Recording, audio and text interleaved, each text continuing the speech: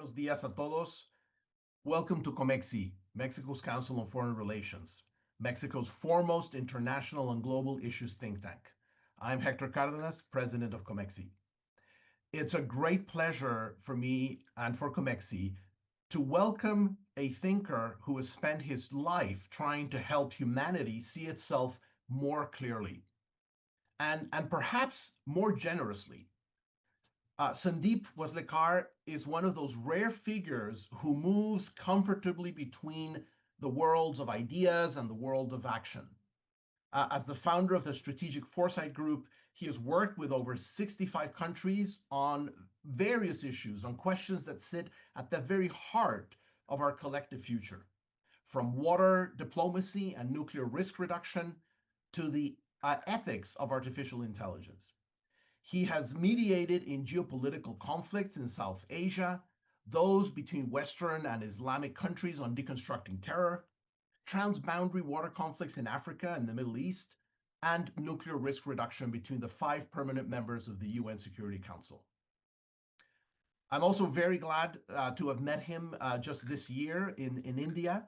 And ever since we had our first conversation, I really wanted us to have the opportunity to invite him to COMEXI and have a broad-ranging discussion about the prospects for peace, real peace in our world.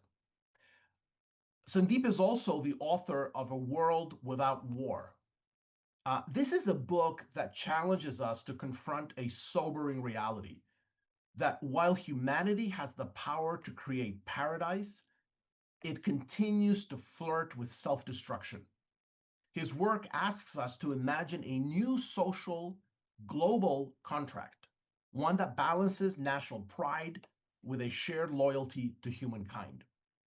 So today, we have this great opportunity to welcome Sundeep and to explore what his vision means in our current moment of geopolitical tension and technological disruption, and to ask ourselves a question of whether a peaceful world is truly possible in an age of multipolarity and geoeconomics. Sundeep, welcome to COMEXI. Thank you, Hector. It's a great honor to be on the COMEXI platform. And I think it's an important occasion for me because, as we will discuss later, I look at Mexico and Latin America having a window of opportunity to mediate a better future for the world. Thank you so much, Sundeep. So Sundeep, you've spent decades mediating conflicts and thinking about peace from the inside out. In A World Without War, in your newest book, you argue that war is not destiny, but choice.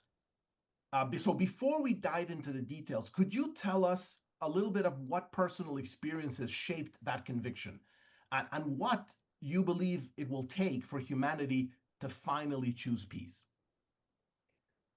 Hector, in 2019, which was the 75th anniversary of the Normandy invasion, which eventually led to the Second World War, the province of Normandy in France invited me to convene a meeting of Nobel Peace Laureates. And there were 4 of them who came to Normandy, and we issued Normandy Manifesto for World Peace.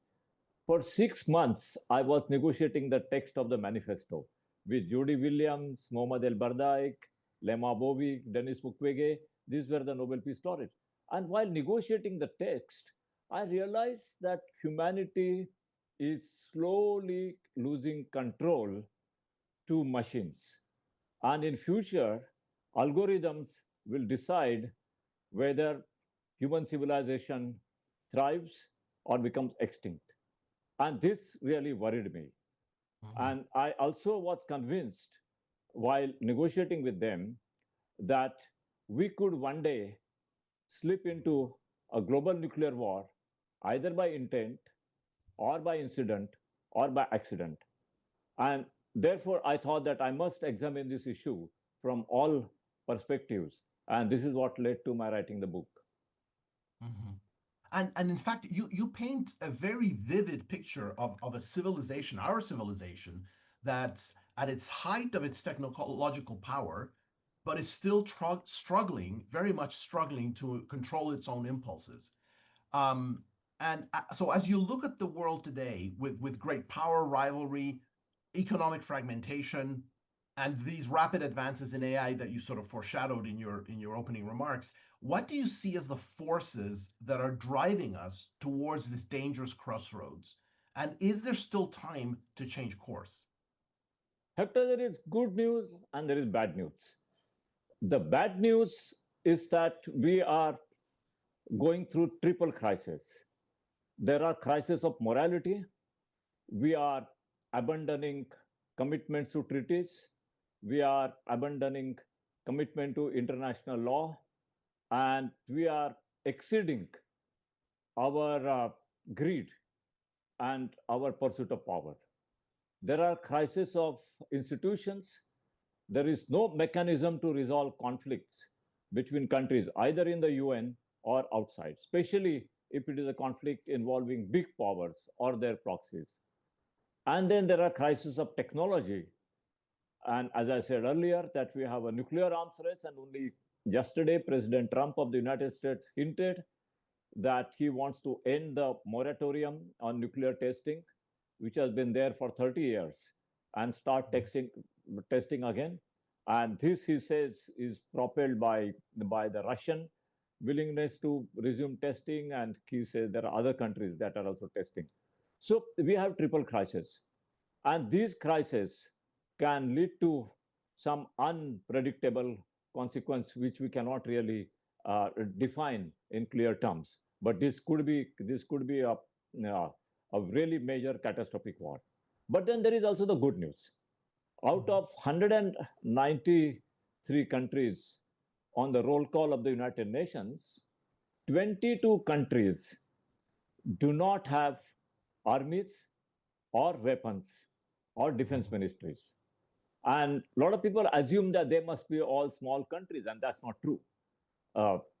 Many of them are small, but there is no connection between your desire not to be armed and the size of the population or the size of the land. You have 123 countries which have endorsed the treaty for the prohibition of nuclear weapons. Mm-hmm. So 123 out of 193 countries do not want nuclear weapons. And there are about 160 countries or 62, 63 countries which have a defense expenditure of $1 to $2 billion. So out of the defense expenditure of $3 trillion in the world, it's really the greed of 30 countries, the ambition for power, the rivalry, the recklessness, that has brought humanity to where we are today.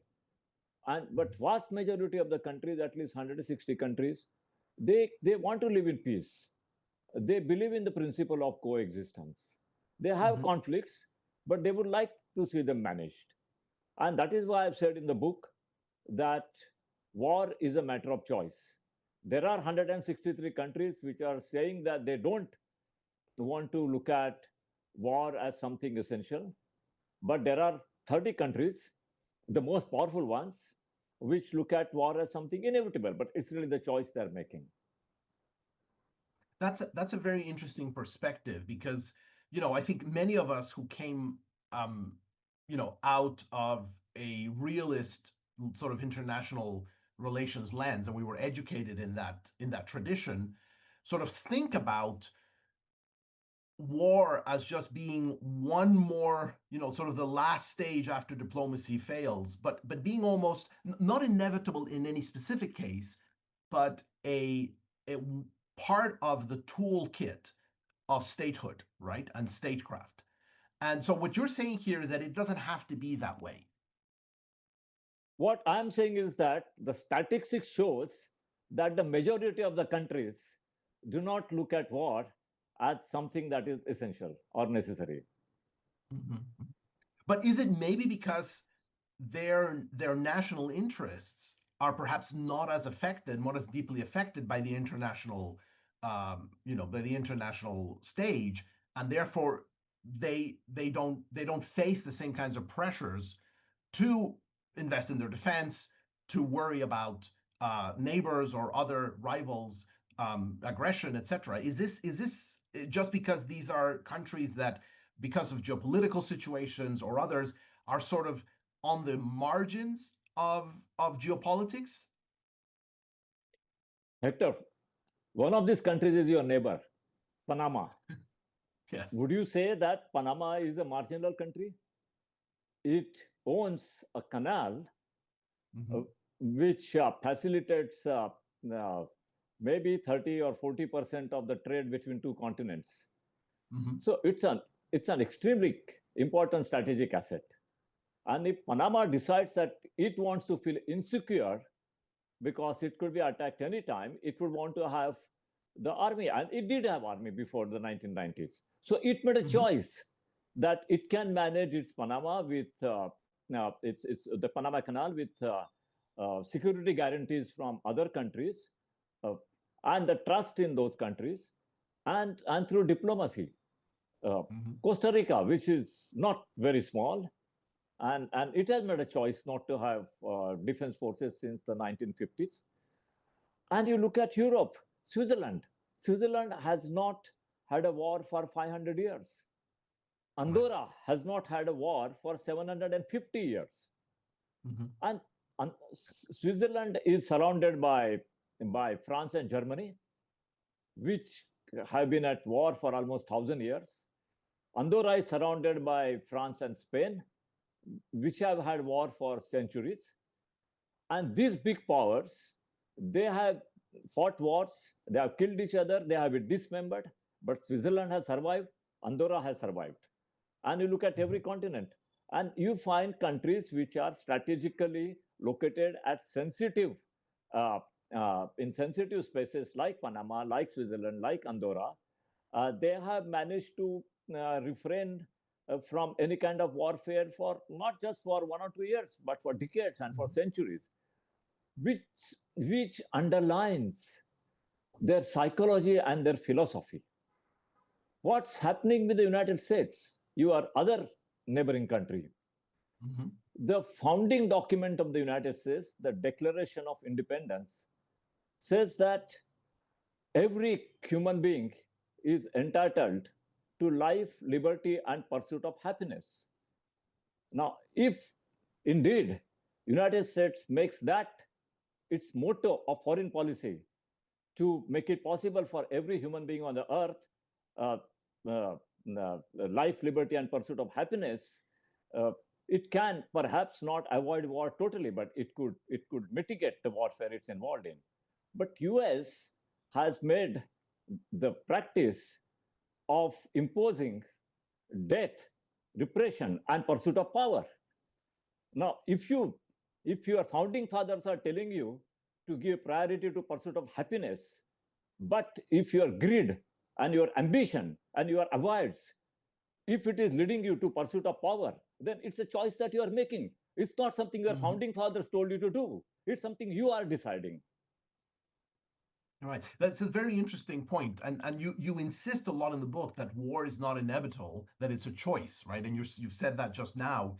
So what is it that allows, and you've given some good examples of countries that have made that choice, but sort of more analytically, what is it that allows societies to choose peace when conflict seems sort of even politically or maybe even emotionally profitable? And also it's sort of our history, right? I mean, in almost all regions, we have had a history of warfare and conflict. Certainly in Europe, that's quite a characteristic of European history.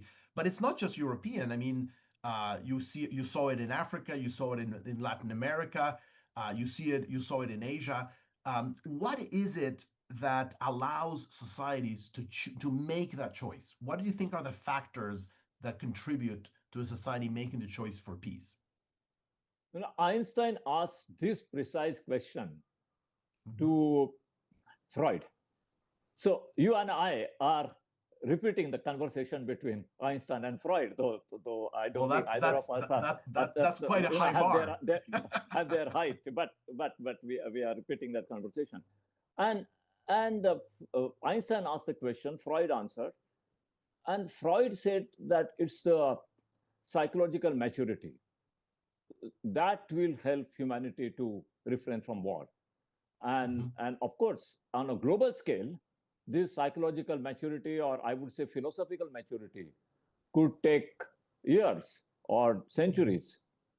Uh, but in the case of few societies, like Andorra, like Switzerland, like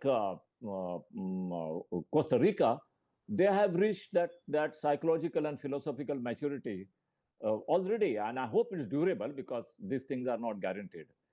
So that is one, and second is your national ego. One of the driving forces of war is a national ego, national interest, national pride. It used to be religion in Europe, particularly. And now, for the last 300 years, it's been national ego. But then you look at West Africa as an example, where I have been practicing hydro diplomacy. In West Africa, these countries are poor. They are under tremendous economic and social stress. They are not exactly most advanced in terms of education and technological development, especially if you compare to Europe or North America. But these countries are politically mature. In the water management or rivers management in West Africa, almost all countries have struck a balance between national interest and the regional interest, or the interest of the continent, or half the continent. And each one of them have entered into an institutional arrangement whereby they manage their rivers or transboundary rivers in a way that will not harm interest of any of their neighboring countries. So they have accepted the jurisdiction of supranational organizations voluntarily created by them, and this has been there for last 50 years. It's not anything new. So they made a choice, and it wasn't like any advanced state of economy or technology which made that possible, but it was an advanced state of philosophy which has made that possible. And there are many other examples. I mean, Europe entered into the European Union. Now it is slowly falling apart in corners. But for 50 years, Europe decided to have a shared sovereignty. So there are examples of countries and regions who have from time to time made a choice to exist peacefully, either through shared sovereignty or through some kind of a compromise between your national identity and the regional and national interest and the regional interest. So so these choices have been made, and you have, for instance, Scandinavia. Scandinavia didn't go for a war for a long time, but just suddenly in the last 2 years, Sweden and Finland decided to join NATO because they think that they are afraid of invasion from Russia. So after being peaceful for several decades or maybe 100 years plus, they now make a choice that they want to join a military alliance. So these are all choices that the countries are making from time to time. But what's interesting, Hector, a lot of people don't know that in the 1930s, League of Nations had convened a conference on disarmament. And in that conference, the United States and UK made a proposal that there should not be aerial bombing of any population in a war. Can you imagine US proposing that there should be no use of air force at all for bombing cities or population centers? This was a US and UK proposal. It was sabotaged by the Germans, and therefore there could not be an agreement. Even if there had been agreement, maybe you could argue it would not last long. But there was a time when US and UK proposed. They also proposed limits on the Navy. I have discussed all this in my book. So there have been examples when countries have wanted to have some kind of restraint. And so in terms of political management, in terms of restraining your diplomatic ambitions, many of these examples exist. They are real. Some of them have succeeded, some of them have failed, but definitely they have been attempted. Yeah, no, you're absolutely right, and we can talk about the effects of bipolarity, multipolarity, etc. later on in our conversation. But you mentioned something that I found very interesting. Is, well, a couple of things, but one was this idea that when you talked about Sweden, Finland joining NATO, um, and it seemed like you were suggesting that that was a move away from being peaceful. But isn't there a role for military alliances in maintaining peace? Because in a sense, NATO has been an extraordinarily successful, peacekeeping arrangement. It has prevented, it has prevented another war in Europe from happening until Ukraine, but Ukraine wasn't part of NATO.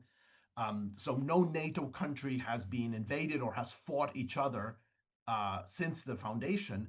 Is there a place for military alliances in the construction of a peaceful world, or are the two things anathema? Well, the NATO played a certain role during the Cold War in maintaining what you can say a balance of power with WTO, the Warsaw Treaty Organization. But after the end of the Cold War, the continued existence of NATO is a question, whether it's been necessary or not. The Russian argument is that the expansionist indications from NATO is the reason why they started the Ukraine war. Now, this is their argument. It's not an argument that US or any country in Europe will accept. But I'm just saying it's their argument. That's the excuse they are using. And they are saying that open invitation to Georgia and Ukraine in 2008 to join NATO without any reason really created a sense of insecurity, which is what eventually led to their invasion of Georgia in 2008 and their invasion of Ukraine in 2014. Leave aside 22. It was first 14 when they separated Crimea.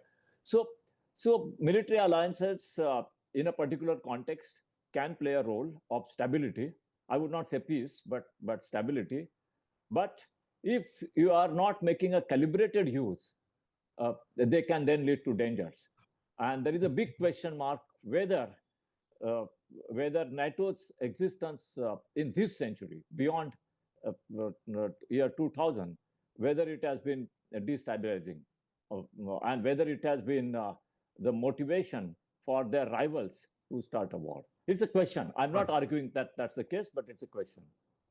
That's right. I mean, it's an important question. And of course, it's very hard to construct the counterfactual, right? You could also imagine a world where NATO disbanded, and that made it much easier for Russia to expand if that was their plan in the first place. So it's exactly. complicated. It's a difficult thing to talk to. Exactly. Sort of consider. Exactly. But I wanted to go back to something else you said. You mentioned Freud, and because this I think is fundamental. Maybe it's part of what's going on between Russia, with Russia and NATO, and Russia and Ukraine right now.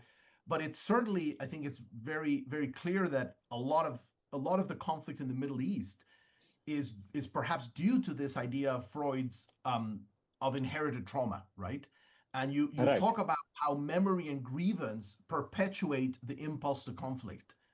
Can these be unlearned? How do you I mean, and you've worked in those regions, and you've seen countries and parties that really are deeply suspicious of each other, come to terms in some areas. How do you do that? How do you overcome this inherited trauma and memory and grievance? Well, I was associated with Center for Resolution of Intractable Conflicts at University of Oxford for 10 years. It folded up a couple of years ago, but I was with them from 2014 until their dismantling in 2024. And here we had a combination of psychiatrists working closely with experts in international politics and security, which is a very uncommon combination. Yes, with the political scientists working very closely with psychiatrists. It's led by Lord Allardyce, former Speaker of the Northern Ireland Parliament, who is himself a psychiatrist and a politician, which is how he could pull together this combination. Now, in our discussions and very close examination of evidence, including MRIs of some of the terrorists and violent actors from the Middle East, uh, it was uh, kind of revealed that the complexity of thinking is collapsing in many parts of the world. And what do you mean by collapse of complexity? See, in the normal circumstances, our mind is complex. As a foreign policy expert, you are thinking of many different factors when you are trying to construct the world order or even Mexico's relationship with its neighbors in your mind. And I'm sure your foreign minister and everybody else who are decision makers, they are looking at the situation with very complex lenses. But when complexity collapses, you start looking at life and conduct of international relations from extremely simplistic angle, and you just use one lens. And so therefore uh, uh, uh, you just say that it is because of religion and there is no other explanation, or you might use some other lens, or some revenge or something. And when the complexity collapses, the first thing that happens is you lose the sense of space and sense of time. So in Syria, in the internal war, and in Iraq, a lot of the combatants came from Morocco and Tunisia. So what do they have? I mean, what was their grievance with Assad's repression, or even earlier Saddam Hussein's repression? Because they were far away. But when the complexity collapses, you lose the sense of space. So you are in Africa, but your mind kind of accepts far away place like the Middle East as a part of your psychology. You also lose the sense of time. So something that happened in uh, 10th century or 12th century, you closely identify with it. This is how the Crusades were launched. The Roman Catholic Pope launched crusade in 1095, saying that the Islamists had taken over Jerusalem. But Islamic forces had taken over Jerusalem in the 7th century. But the people who joined the Crusades, uh, they treated as if they had lost Jerusalem yesterday. Now, if you start losing sense of time, then Mexico will say that so some parts of Mexico were captured by the United States by deceit and by force. Well, and so something that happened 300 years ago, we should launch a war, right, if you can. And it's still part of the discussion. In fact, we have had discussions in Mexico all about that, but also about, our former president demanded that the King of Spain apologize for the Spanish conquest of the Americas and Mexico and the establishment of the viceroyalty, and that was 500 years ago, right? And exactly. So you have this muddling of time and space, as you mentioned, and that's really one of the reasons why it's very difficult to resolve conflicts. Because if you start going back, where do you go back? 300 years, 400 years, 1000 years, 2000 years, there is no end, because everybody chooses their own timeline. I realized this in the 1990s, which is why I created an organization called Strategic Foresight Group, underline foresight. And when I was mediating conflicts, I always told the parties to the conflict, I said, look, if you are trying to justify violence against your enemy because of some injustice that was done to you 30 years ago or 50 years ago, and they make a similar argument, there is no end to this. So instead of looking back 30 years or 50 or 100 years about what the world should have been or what society should have been, why don't you think what kind of world you want 10 years from now, or 20 years from now, or 30 years from now? Why don't you focus on what you want in future rather than what you would have had in the past? And fair enough, I accept your argument that you have been treated with injustice. I'm not here to pass a judgment. That's your view, and it may have validity, but it will not give you any solution. So instead, why don't we focus on what kind of world we live? And that's one of the biggest needs of our crisis-ridden world today. conflicts in the Middle East, conflict between Ukraine and Russia, latent conflicts in Africa. Lot of them are about something that happened in the past. I think the world really needs to unlearn uh, uh, to look at our planet, to look at our history from a past perspective, and to develop a futuristic thinking, not futuristic to speculate, not a speculative thinking, but really to focus on what kind of world we want to construct, either within our societies at a very micro level, or between the countries, or between the communities of nations around the world. And that's really one of the needs. And the UN has failed to do that. There is no organization which has got a global base, which is, I mean, there are think tanks, but there is no globally established organization which is driving humanity to look at the future. We are doing that in technology. Technology is going ahead. Technology is able to move ahead. There are people involved in science and technology. They can think of a future which is beyond our planet. They can think of interstellar communication and transportation. But when it comes to the basic human instincts and values of selfishness, of greed, that is where we are being trapped in the past. And what kind of past? It's a lot of this past, and our understanding of the past is bogus. And I learned it on the streets of Kiev, it's the capital of, mythologized, yeah, right? It's mythologized. yeah, exactly. No, I mean, on the streets of Kiev in Ukraine, I was there before the 22 war started, but after the 14 war was already in motion. And on the streets of Kiev, on Sunday, I met large number of old men and women selling military uniforms of the Second World War, or the insignia on the military uniforms of the Second World War, for just €2 or €3 or €5.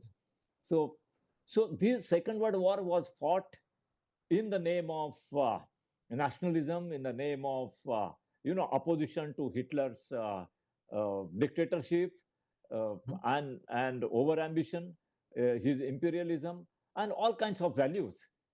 And 100 million people lost their lives. The whole continent was destroyed. And all this nationalism, which was finally symbolized by the insignia on your uniform, that nationalism is now available for €3 on the streets of Kiev. Right. That's the value of nationalism. So that decades. So this, what was nationalism just 75 years ago, it's a small token for €3 today. And at that time, the nationalism was such that Ukraine and Russia were part of one nation. So it was Soviet nationalism that motivated them to fight against the German socialist nationalism. And today, Russia and Ukraine have competing or rival nationalism. So all these concepts of past, I mean, how long has that past lasted? How long is that old concept of nationalism lasted? So if we want to destroy the whole world, we want to develop nuclear weapons, we want to develop missiles, we want to develop algorithms and give them control over launch function in the name of something that happened in the past, and you think that's what's going to drive the future.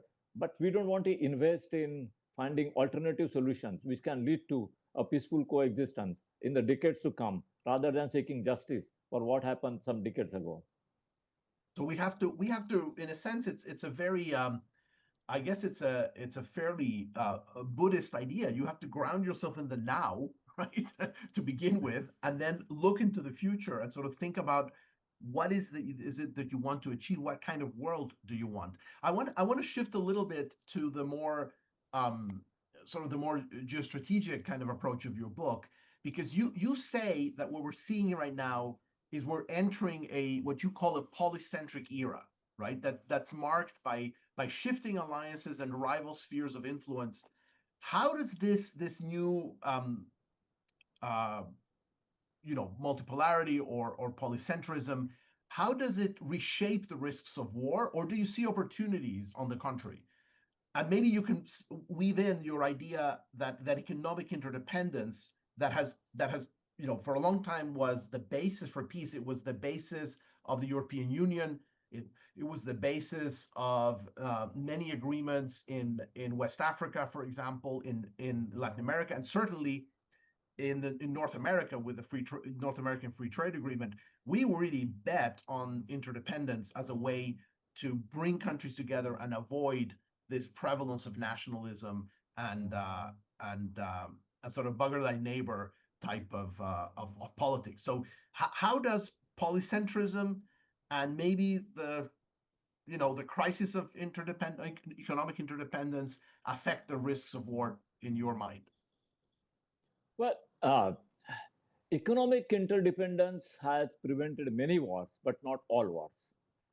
Germany, Britain, and France were quite interdependent economically in the 1910 to 1914, but that didn't prevent the First World War.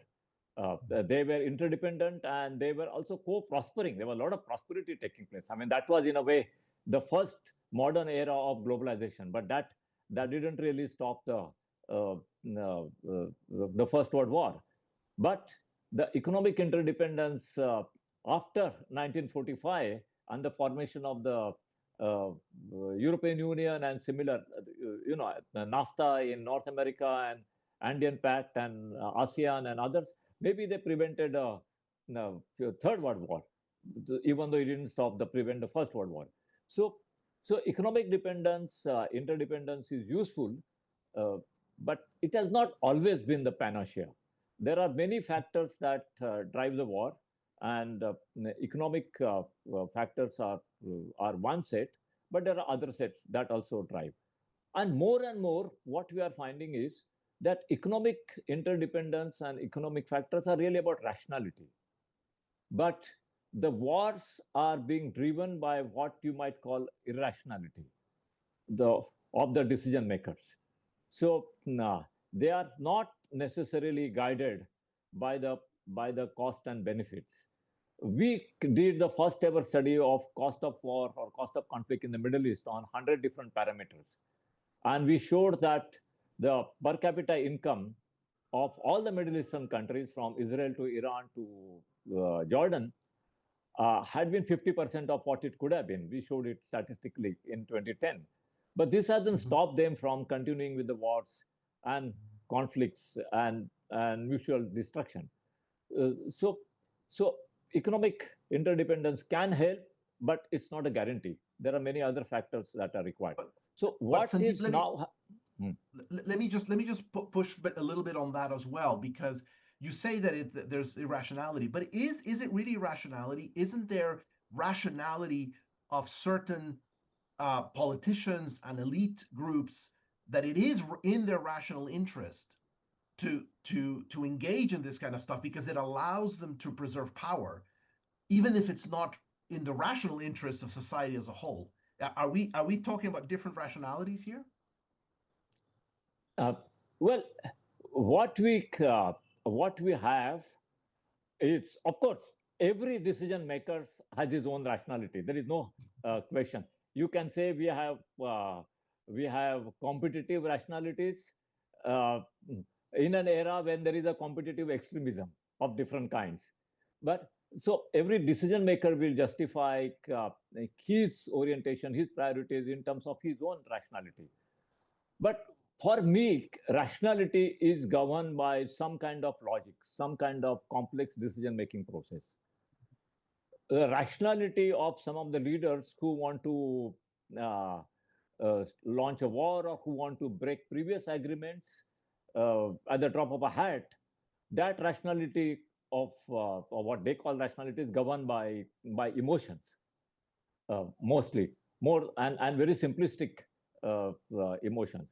So that's driven by simplicity rather than complexity. It's driven by emotions rather than logic.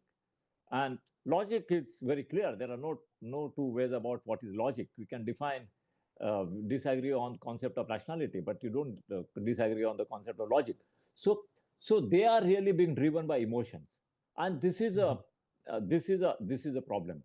I think there are two huge challenges in the management of global politics or conduct of international relations today. And I have no answer to them, and I don't I don't know if anybody else has an answer. One is that increasingly decisions are being taken by leaders of big powers on the basis of their emotional impulses, which they may rationalize, but but uh, but there is an evidence of significant emotional and also by invoking emotions of their constituents, even though they themselves may have some rationality, they generate emotional impulses. And so this whole thing about national pride, about enmity with rivals, about creating fear psychosis, creating uh, uh, uh, hatred, this is all giving rise to the emotions. And that is uh, how do you manage the word, where some countries may want to follow logic and some kind of complex negotiating process, but some want to follow uh, an emotionally driven practice of conducting international relations. So that is one.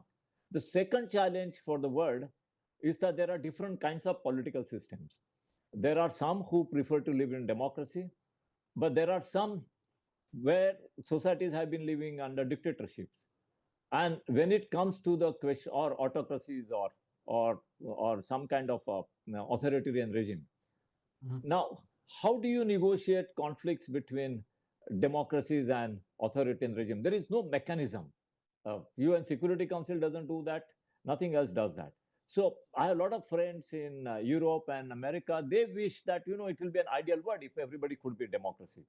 But the world is not ideal. The world is multipolar, and there are maybe half the people living in democracies and half the world's population is living in different kinds of autocracies. And there are also in between kind of countries which are called democracies, but which are actually autocracies. So you can call them elected autocracies or whatever. So, but there is no mechanism in the world to mediate conflicts between different political systems. Whether you like it or not, there have been always some autocracies. And democracy is, in fact, a new phenomena. But autocracies there have been for a long time.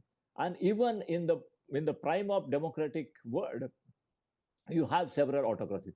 So we have two problems. How do you mediate huge international conflicts between big powers where emotion plays a major role?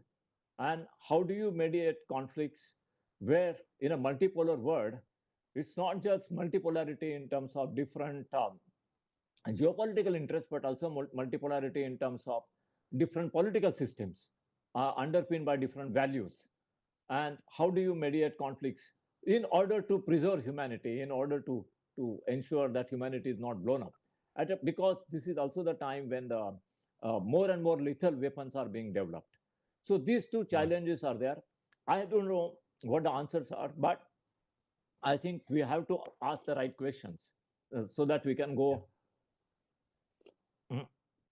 and find answers. Good.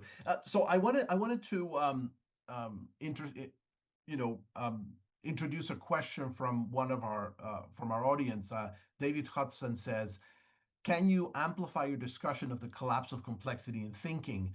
And he further asks, "Can you explore how this might be addressed? In particular, can you suggest how the footprint of thought, to coin a phrase, as it is evolving in the technology space, be expanded into other areas or urgent human endeavor?" So it's going back to this issue of you mentioned that one of the big problems is that the decomplexification of thought and bringing emotions in, and that we're not doing foresight. How do you move in that direction? What have you seen any concrete examples of ways that societies or leaders try to leave this sort of simplistic approach and recomplexify their thought and their processes? Well, I had a interesting conversation in Andorra, and I must give the credit where sorry. And please, if anybody I has must any give more the credit. questions, put them in the Q&A section so we can ask Sundeep your questions. Go ahead, please. Yeah, I must give credit where it is due. And I had a very interesting conversation with a professor from the University of Andorra, Her name was Alexandra Monet. And she said, she's a professor of psychology and education. And she said that, I mean, nothing fundamentally new. All psychologists know this, but she kind of highlighted it in the context of discussion on international politics and even national politics, that you have different types of brain, or there are different components of brain, and some of them uh, can be used to evoke negative feelings and emotions like fear, hatred, and some parts of the brain or some types of brain, they are uh, used to produce positive feelings of trust. By positive means something that is more peace and more stability, and negative is toward destruction. So there are some parts of the brain, and so she says that what the political leaders are doing is that mm, evoking very deliberately, by using media, lately by using social media, by using propaganda, to evoke the negative sentiments, and deliberately to destroy the appeal to the positive side of the brain, or the parts of the brain which can produce positive thinking. So this really is under psychology. And then I checked and I found that it's not the first time this has been said, that there are psychologists who are looking at it, and there are theories which have been developed. And in the conduct of international relations, we don't give so much attention to some of these psychological factors which we must. So it is being deliberately done. And the social media has been an extremely effective tool in the hands of those who want to drive a wedge and reduce everything to simple messaging. You no longer want to read the books, you want to just read a Twitter message, which is 40 words or 40 characters or something. So, so the politicians who want to stay in power, and if they can't stay in power by promoting coexistence, they are finding that it's much easier to stay in power by promoting hatred and fear. And the idea is that you say, you have to be scared of your neighbor or your neighboring country, and I'm the one who will give you protection. And that's the kind of feeling, and you create your own inevitability. So that's the so it's very systematically social media. Now social media captains, they have developed these algorithms which are designed to promote engagement. And they have found that engagement increases if there is polarization. They and fear and fear, right? Yeah, and fear. So this is now technology is being used to, to promote polarization. But it's not just our time when this is happening. This has happened. What did Hitler do? And in fact, what did Pope Urban do when he appealed to the princes of Europe to start the first crusade by saying that the Muslims had taken over Jerusalem just yesterday, when it was lost 300 years ago? So this is, in fact, if you go back and if you read Thucydides' descriptions of the Peloponnesian War in the Greek times, then again it said that it's a public opinion that drove the war, even though the leaders of the country didn't want the war. But who created that public opinion in favor of the war? So this is a game which has been played, but it is amplified by the social media. So that is one. This is how the complexity is being destroyed very systematically. But then, on the other hand, as I mentioned in the beginning, there are 30 countries where societies, the organizing principles of the societies, leaders of societies, they have fought with each other over a number of things. There might have been small conflicts, there might have been corruption, I'm sure, there must have been crime, and there must have been all kinds of evil things. But they somewhere decide to draw a line, and somewhere they decide that to have a very well thought out and very well considered view of how they want to shape the society together. Uh, and so we have examples. In fact, those examples are in majority, because you have almost 150, 160 countries who don't find a need for a war. The basic human desire is to have a good life, positive life. Sometime back, when I was writing this book, I saw a Canadian show on the television. It was called Where the Heart Calls, or something like that, or When the Heart Calls. So it was about this village in a coal mining area where everybody loves each other. They all make sacrifices.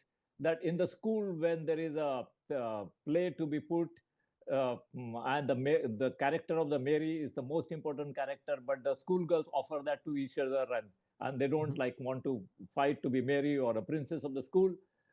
Now, and this show became extremely popular because it's kind of touching the human chord, which makes us want to live peacefully with our neighbors in our village, in the nation, in the society, in the world. Um, so that desire is somewhere there. If you look at the evolution of life, if you look at evolution of human civilization, it has only been possible through coexistence and cooperation. If you look at biology, when there was a single cell, there was no life. It's only when the cells learn to live with each other to coexist and a multicellular world was created. That's when the seeds of life were sown. When human civilization, the human societies were formed in the modern history 12,000 years ago. Basically, society started evolving because countries started learning, or society people started learning Right. to live with each other, and so there have been tension, there have been wars, but people have learned to live with each other, and people have learned to understand the complexity of life. What has happened now, and this is what worries me, is that the breakdown of institutions, the modern institutions, the treaties, the organization, the UN system, everything that has taken away many of the safety walls in the international system which existed before. And it's just like League of Nations collapsed in the 1930s, and you had the Second World War in 1939. UN still exists, but it's in a very precarious stage, and it doesn't have It's a in gridlock. It huh? hasn't Yeah, it's in a collapsed, but gridlock, and it's in exactly, gridlock. exactly. And So, precisely what you talk about in your book, and we have just a few minutes, so I do want to make sure that we get to talk a little bit about this, is about a new global social contract. And perhaps since we've talked a lot about this already, maybe you could tell us a little bit about how do we get there? How do we get to a global social compact? You've talked about, the role of leadership. You talked about Gandhi's role at the time, Kennedy, Gorbachev. Do you see any comparable leadership today? And to bring in a question from Alejandro Pescador, uh, what is the role of women in preventing war and maintaining peace? Is there a gender issue here that is important to consider? well, global social contract, this concept comes from Rousseau's social contract, which Hmm. Rousseau introduced in 1762. And according to Rousseau, the societies can work or exist in an orderly fashion because there is a social contract between the individual and the society at Hmm. large, or between the citizen and the state. So, and he conceived this in 1762 when there was no concept of a republican state, when France was living in ancient regime, and you had the court and the church. Now, what I feel is that the social contract was only possible within the confines of a nation, but the society has become globalized. Everything from COVID to crime to carbon dioxide, crosses borders without anybody's permissions. You want to come to India, you need a visa, but if there is a COVID going from one country to another, the pathogen doesn't require a visa. So, um, so we need in these times a new way of managing the world, where you have a dual loyalty. Uh, you have a loyalty to your nation. So long as the nation state exists, I would not give up on patriotism. I think we can all be, in a positive way, patriotic and have a brotherly feeling to our co citizens. But we also need to develop a second loyalty to human civilization if humanity has to survive. And now, how do you do that? There are institutional mechanisms that can be created. You need, for instance, in 1623, Americ Crusade prepared the blueprint of the United Nations even before the concept of nation was born. If you say the concept of nation was born in 1648, and the Treaty of Westphalia in 1623 already Crusade created the concept of how nations should live together. And there he had one very interesting provision which was ignored at the time of drafting the Charter of League of Nations as well as drafting the Charter of the UN. And he said that such a body, like he didn't call UN, but such a body of the Confederation of States must have within it a neutrality council. So when the big powers are fighting with each other, some countries who declare themselves neutral would be powerless on their own individually. But if these neutral countries come together and form a bloc, then that neutrality council, even in today's United Nations, they can together form some kind of a force which can facilitate the resolution of conflicts even between big powers, not necessarily between the small powers. The big powers can solve the conflicts between the small countries. Like say Egypt and Ethiopia have a conflict, US and Russia can solve it. So the Security Council is useful for solving the conflicts between the small countries, but you need a neutrality council to solve the conflict between the big powers. So the biggest reform that the United Nations need is not the restructuring of the Security Council, because that is necessary to solve the problem between Gambia and Senegal, perhaps. But the biggest reform we need is the establishment of a neutrality council, where I'm sure at least 50, 60, 100 countries will join this if this were to come into existence. And who can then solve the conflict between US, Russia, and China? Such a thing has not existed. And it is not there in my first edition of the book, which was in English, but it's there in the preface of the special edition of the Spanish book, which came out recently, because this is something I learned in last 3 years while discussing the book.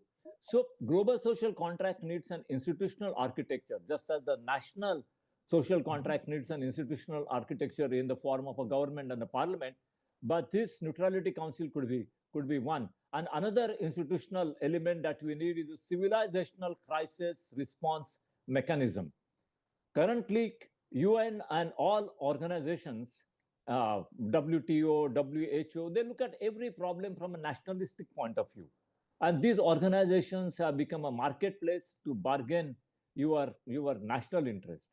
But we need at least one body which designs civilizational response to civilizational crisis, rather than a nationalistic response to civilizational crisis.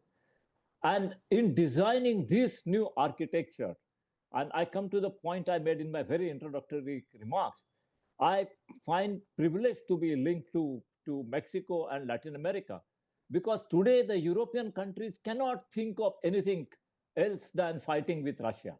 That's the psychology they are in, and they have their own logic. And so they are not able to think in a neutral way, most of them. Even Switzerland, 500 years neutrality, they are not officially it's a constitutionally neutral country, but there is a public opinion, the elite opinion, which is moving away from neutrality. And I'm very worried about Switzerland in the next 1 or 2 years. But the Latin American countries have the luxury of not being on the fault line between Western Europe and Russia. And maybe Latin American countries can find some courage to develop a global architecture which can promote a neutral mediation and a Congress of neutrality or a force of neutrality. But even in Latin America, which is it's pretty much the only continent that doesn't have military conflict between the countries. There's no active military conflict right now between two countries in Latin America, which you cannot say that about Africa, and you cannot say that about Asia and Europe, etc. And yet we're seeing the breakdown of relationships. We're seeing more and more fights. We just had Peru just broke off a diplomatic relationship with Mexico, which would have been unthinkable a few years ago when they were part of a block of partner countries in the Alliance for the Pacific. And so even there, even in Latin America, which has been, I agree with you that it's been a real model for peaceful coexistence, although it has a lot of violence, but it's domestic violence, not international violence. We still see some very troubling troubling traits and troubling tendencies. Yes, there are, but I think, I mean, you are reading the tea leaves, and you are an important thinker on international relations. I hope that people like you, uh, ring the alarm bells in Latin America and say, look, we are seeing some symptoms, and we should not wait for things to go out of hand. And we need to mobilize the political capital and the moral capital of Latin America to kind of resolve these conflicts and to prevent these destructive tendencies from coming up or rising to the surface. But if Latin America plays even a bigger role outside of Latin America uh, to promote the concepts of coexistence, conflict resolution, peace, neutrality on the global stage, uh, then it will make huge contribution at a time when every other continent is deeply into the conflict, and it's very difficult for those countries to really promote some of these values, but looking at it from a very realistic point of view. So there is a scope.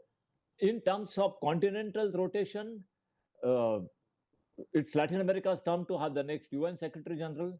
I don't know if global politics will make it possible. You have a challenge not too far uh, from your border, and you don't know how the United States will think. You don't know what US and Russia and China will agree. Maybe they will throw away this practice of continental rotation. But so far, there is a possibility for Latin America, not just to have one individual. It's not a question of honoring one person, and that leads to the question that somebody asked about the role of women. I mean, there is a strong campaign now to have a woman, not only a Latin American but also a woman Secretary General, because the thinking is that some of the values of feminist, not feminist, but a feminine nature, that of nurture rather than of conflict, could be very useful. Now we have had uh, women leaders uh, who have been violent, like Golda Meir in Israel. You have Sirimao Bandaranaike, who was kind of presiding over the rise of a new conflict, a civil conflict in Sri Lanka. Uh, but overall, the world has been run by men, and uh, and most of the conflicts have been driven by men.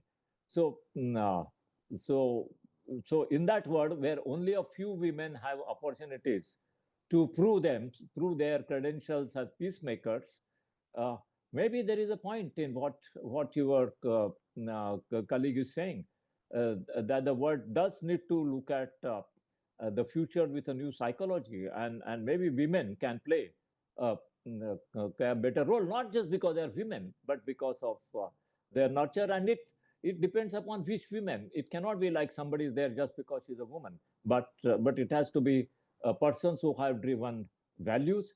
I don't want to get into uh, internal politics of Mexico, but what we see from outside, without favor or fear, I can say that Mexico's election of a woman president is seen in a very positive light outside, at least from far away from India. I don't want to say how it is seen internally. I mean, we have elected her, but I don't know the internal dynamics. But there is a hope that expressed that, okay, if you have a principled leader who is a woman, we had one in New Zealand until recently, and people feel that leaders like Claudia Sheinbaum, that's the name, and some of the leaders of New Zealand, some other countries. Angela Merkel, she played a very positive role, though some people in Europe criticize her for facilitating the entry of migrants. But many women leaders have played positive role, but there haven't been too many.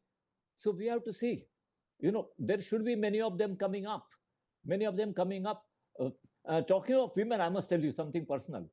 Uh, in Strategic Foresight Group, we had a policy of not being influenced by gender preference, and to have researchers who were also working as parallel diplomats only on merit, and we had a blind way of selecting them.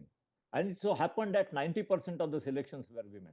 So we had 90% of our researchers over 20 years, not 1 year, were women. And this was not because we wanted to choose women. It was because we wanted to choose the best persons who were most capable of providing solutions for world peace. And they all turned out to be women. And one of them I'm very proud. That's a very... Sorry. Sorry, I didn't mean to interrupt you. Go ahead.